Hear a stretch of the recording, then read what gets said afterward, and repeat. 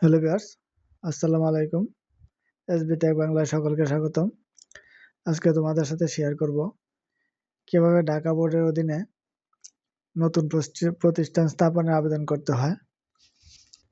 একটি নতুন প্রতিষ্ঠান স্থাপন করতে কি কি লাগে, কি কি কাগজপত্র লাগে, কি কি তথ্য লাগে, সেটাই তোমাদের সাথে আজকে শেয়ার করব। তাহলে আমি একটি ব্রাউজার ওপেন করে নিব। আমি গুগল ক্রোম ব্রাউজারটা ওপেন করে নিলাম। এখন সার্চ বারে আমি লিখব ঢাকা বোর্ড, DSA, যেখানে চলে আসছে ঢাকা এডুকেশন বোর্ড। এখানে ক্লিক করলাম। আমি ঢাকা এডুকেশন বোর্ডের ওয়েবসাইটে প্রবেশ করলাম। এখন আমি স্ক্রল করে একটু নিচে যাব। এখানে আছে অনলাইন অ্যাপ্লিকেশন। সব অ্যাপ্লিকেশনের আবেদনগুলো এখান থেকে করতে হয়। আমি এখানে ক্লিক করব। এখানে ক্লিক করার পরে নিচে আছে এখানে স্থাপন অথবা পাঠদানের আবেদন। আমি এখানে ক্লিক করব। এখানে আছে আবেদন ফরম, সর্বশেষ অবস্থা, পাসওয়ার্ড পুনরুদ্ধার, আবেদন সংশোধন। আমি এখান থেকে আবেদনটা করব। আবেদনটা সাবমিট করার পরে আমার মোবাইলে একটি মেসেজ আসবে, ইউজার আইডি এবং পাসওয়ার্ড দিবে, যেটা দিয়ে এখানে সর্বশেষ অবস্থায় এখানে ক্লিক করে ইউজার আইডি এবং পাসওয়ার্ড দিয়ে লগ ইন করে ফাইলের অবস্থা জানা যাবে। যেখানে ইউজার আইডি এবং পাসওয়ার্ড দিতে হবে, যেটা আমার আবেদন সাবমিট করার পরে মোবাইলে আসবে।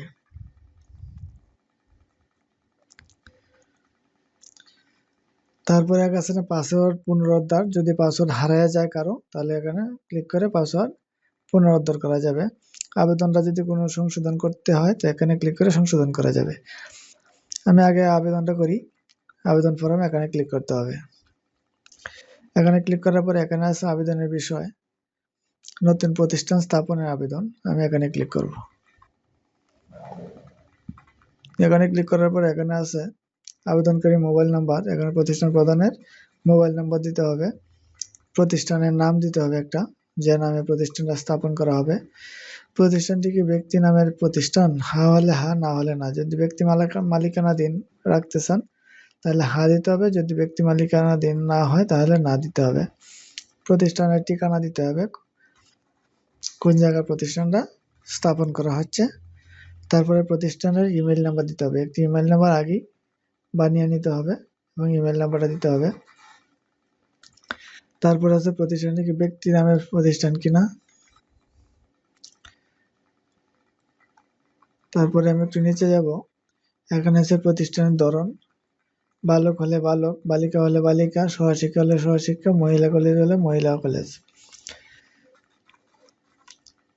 যদি সহশিক্ষা হয়, বালক বালিকা দুইটা রাখতে চান, তাহলে সহশিক্ষা ক্লিক করতে হবে। প্রতিষ্ঠানের মাধ্যম, বাংলা ভাষণ হলে বাংলা ভাষণ, ইংরেজি ভাষণ হলে ইংরেজি ভাষণ, বাংলা ইংরেজি দুইটা যদি রাখতে চান দুইটা। প্রার্থিত পর্যায়, নিম্ন মাধ্যমিক যদি হয় ষষ্ঠ থেকে অষ্টম, নিম্ন মাধ্যমিক হলে নিম্ন মাধ্যমিক সিলেক্ট করতে হবে, মাধ্যমিক হলে মাধ্যমিক, উচ্চ মাধ্যমিক হলে উচ্চ মাধ্যমিক, উচ্চ মাধ্যমিক মহাবিদ্যালয় হলে উচ্চ মাধ্যমিক মহাবিদ্যালয়, এটা ক্লিক করতে হবে। শিক্ষা প্রতিষ্ঠানের অবস্থানটা, সিটি কর্পোরেশন হলে সিটি কর্পোরেশন সিলেক্ট করতে হবে, পৌর এলাকা হলে পৌর এলাকায়, মফস্বল হলে মফস্বল সিলেক্ট করে দিতে হবে।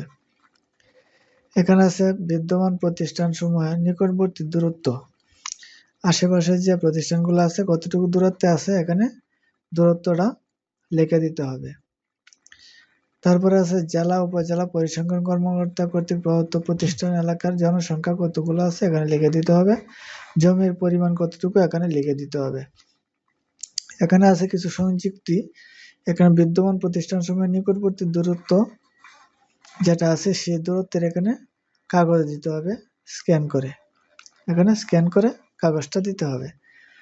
তারপরে জেলা উপজেলা পরিসংখ্যান কর্মকর্তা কর্তৃক প্রদত্ত প্রতিষ্ঠান এলাকার জনসংখ্যা এখানে দিতে হবে এবং জনসংখ্যার পরিসংখ্যান অফিস থেকে একটা সনদ আনতে হবে, সেই সনদটা এখানে স্ক্যান করে দিতে হবে।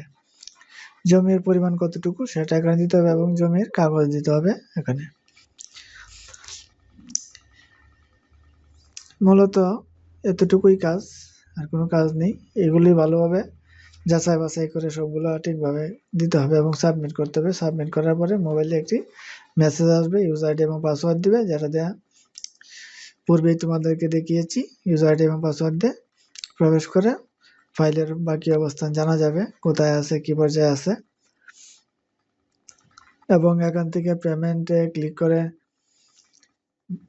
পেমেন্ট শিট বের করে ব্যাংকে টাকা জমা দেওয়া যাবে এবং বিকাশের মাধ্যমে টাকাটা জমা দেওয়া যাবে। তাহলে বন্ধুরা, আজকে আবেদন এই পর্যন্তই।